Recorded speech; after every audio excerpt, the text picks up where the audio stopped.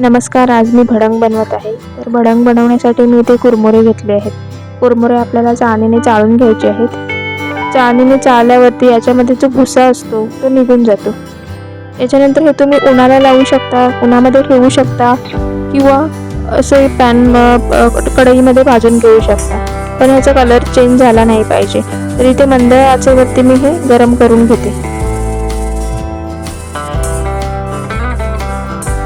इथे आपले कुरमुरे तयार आहेत. असे एकदम क्रिस्पी कुरकुरीत भाजून घ्यायचे आहेत.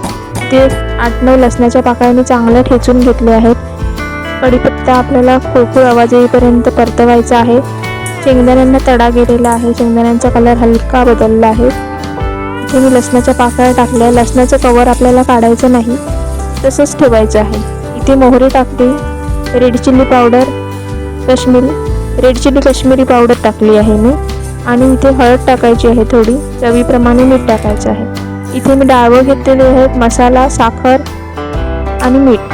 हा आपला मसाला रेडी आहे. याच्यामुळे कोटिंग चांगली येते आणि टेस्ट चांगली लागते. तुम्हाला जर ही रेसिपी आवडली तर नक्की लाईक करा, शेअर करा.